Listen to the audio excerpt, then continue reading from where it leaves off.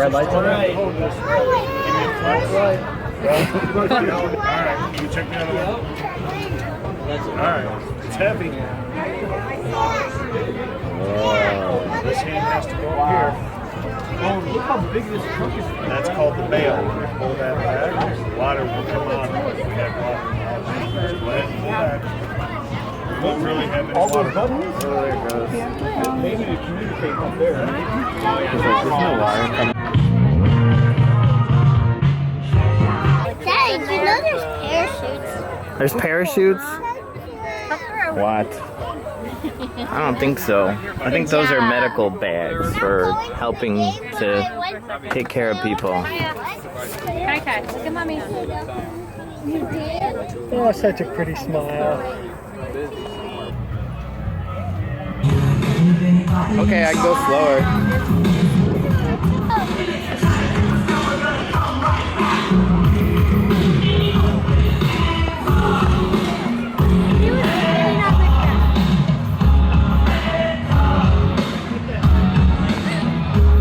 Do your spinning trick off the ground.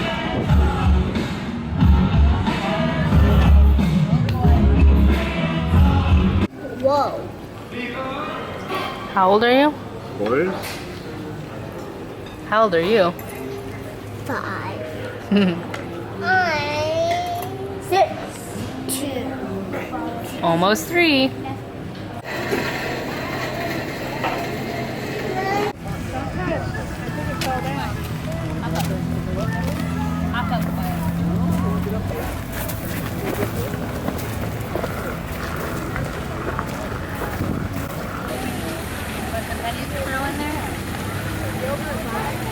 Yeah, I was looking at that. And throw one at a time. Okay, don't throw too many at a time.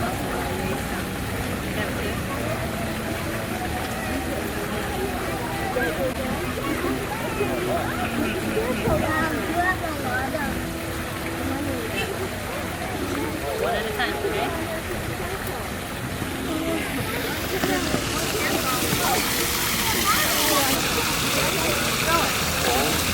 Go in.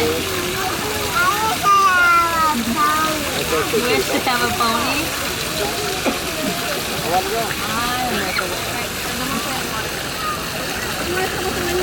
I can't tell you my wish else it won't come true.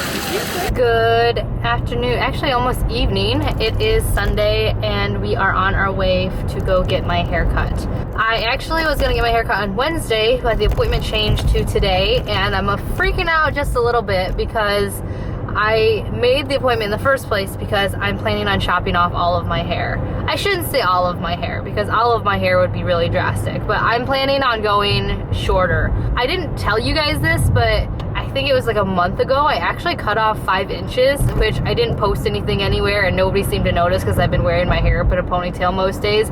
But I cut my hair 5 inches and that didn't even seem to really make a dent. And then in the last month and a half since I cut it, I think it was either a month and a half or 2 months, my hair has grown so fast that it's back to being long and annoying again. So, you know, I've been thinking about it for a while now, you know, going really short, or not really short, but cutting off a good amount of hair. But I kept like stopping myself for some reason because I was scared that I would regret it, because I've had those instances where I've regretted cutting my hair that short. But at the same time, like, I'm so sick of the long hair. Like, I haven't been wearing it down because it takes too much to maintain. It takes so much shampoo and conditioner to wash. Like, I go through those large bottles of shampoo and conditioner probably twice a month. Like, I have to restock like at least once a month, and I think that's a little bit ridiculous. Also, and I don't even wash my hair every day. And then also, like, in bed, like when John and I are cuddling or even he falls asleep, he'll roll over and like my hair, if I don't wear it up in a ponytail, which I get a headache after a while doing that, he rolls onto it and then it gets yanked out of my head. Or even just like sitting down on a seat, like, and then moving, my hair gets caught. And you know, the winter time is coming up and winter is really dry, and that's the worst time to have long hair because of the static. So you, like, you know, you'll put on a sweater or a scarf and you'll pull your hair up, and then the static just like, it's just a good time to be cutting my hair. So like I said, I've been thinking about it for a while now, but I wasn't expecting to get it done right now today. Like I said, it was supposed to be Wednesday, but you know what, whatever. I feel like it's just fate telling me you should go get it cut. You know, you should just go get it cut. So I'm on my way to do that. It's been a pretty pleasant weekend. It's been gorgeous weather. I can't complain. I've been sick since we left off with the last vlog. I've been sick with the flu. Monday I babysat and was fine, and then around noon after the kids were picked up, I started feeling really fatigued and really sick.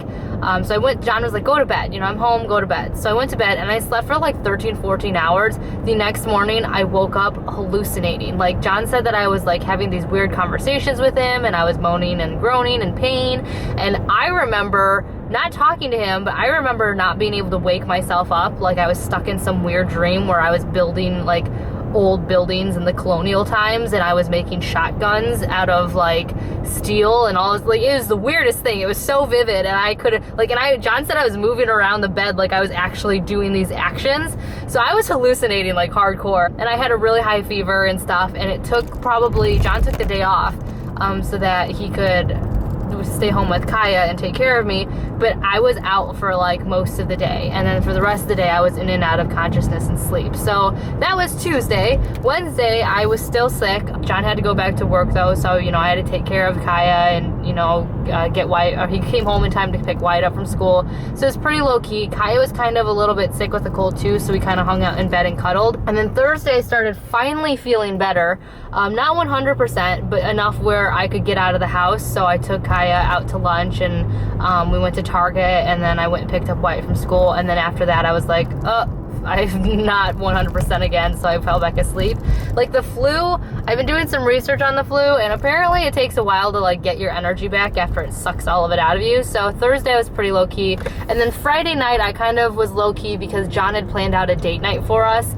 He asked my mom to watch the kids for us and so that we could go out. So I wanted to rest during the day so that way I could like be okay for our date night. So we ended up going downtown, or going to the mall and returning a few things, and then going downtown, and it was really, really nice. We had a really nice dinner at this brewing house and had some beer tasting, and then we went to a bar after and had some drinks, which was really interesting because it was a bar that I used to frequent a lot when I was in my early 20s before I met John, and I hadn't been there in like 7 years. And the bar had gotten nicer, the drinks were still about the same price, and the people were about the same. So it was kind of funny walking in, because I literally have not gone out for drinks at a bar in probably, well, before the kids were born. So it was interesting. John and I were kind of talking about how it's kind of weird how we're kind of entering this new stage in our lives, where we have a little bit more freedom. Our kids are a little bit more grown.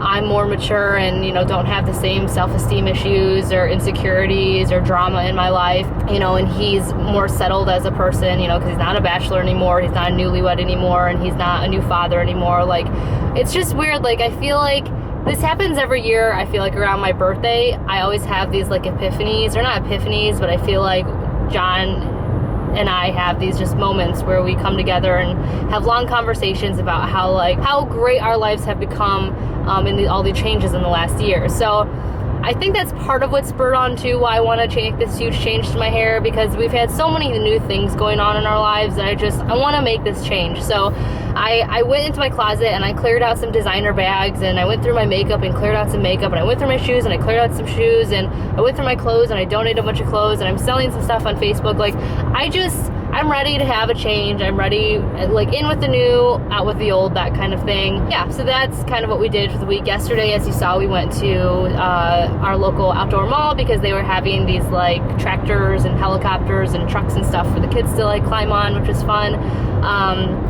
But yeah, so that was our week in a nutshell. But I'm excited to get my hair cut. I don't know. I feel like right now in my life, so much has changed. Like I said, the kids are more independent. Kaya's like an actual kid now, and I have this more freedom in my life. Like, I don't know, I'm really, truly, I feel like this is the year that I'm gonna find myself. Like, I feel like that's what I've been building up to every year, but I feel like I'm finally settling into a good me. So, I kind of talked about this before. I mentioned it in this video. I've talked about it on Facebook, but one of the things that I've been working on to kind of for my self-identity is that I am actually currently searching for my biological family. As you guys know, I was adopted when I was really young.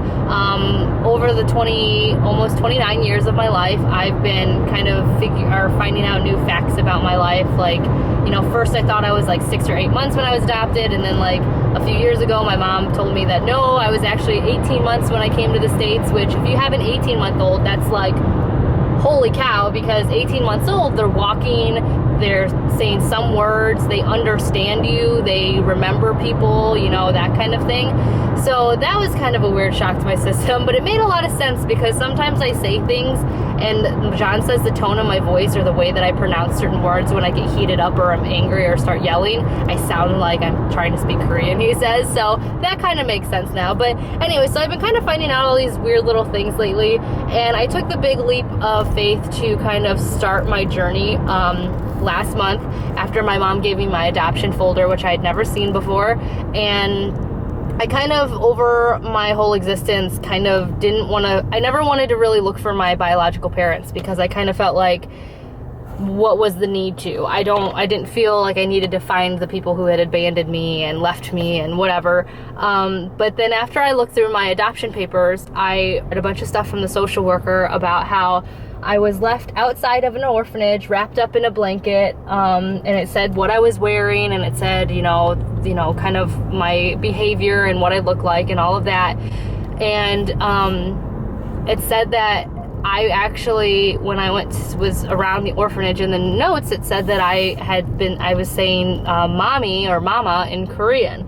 I kept uttering that over and over again when I needed my diaper changed or when I was upset. So I'll go more into it when I do my full video on this, but the papers kind of shed a lot of light onto a lot of things. I found out that my presumed birthday, the birthday that the orphanage had given me, was actually October 10th, which was yesterday. So I celebrated my faux birthday by getting a Starbucks drink. My parents changed my birthday to the October 22nd after I came to the States because that was my grandma's birthday. And everybody in my family has 2s in their birthdays, so 22nd. But we still kind of fake celebrated a little bit yesterday, just, you know, with the Starbucks drink, just to kind of recognize that date. But I found out a lot of things, stuff like that, stuff like the fact that I did have a mother that I did call out for, and obviously that person took care of me. And now, because I know these things, I want to find them. I want to figure out what happened. I want to figure out why I was, you know, why they had to leave me outside the orphanage. Like, obviously it must have been extraneous circumstances, else, you know, like, why else would you leave your child? I mean, I'm a mom, I could never imagine leaving my kid.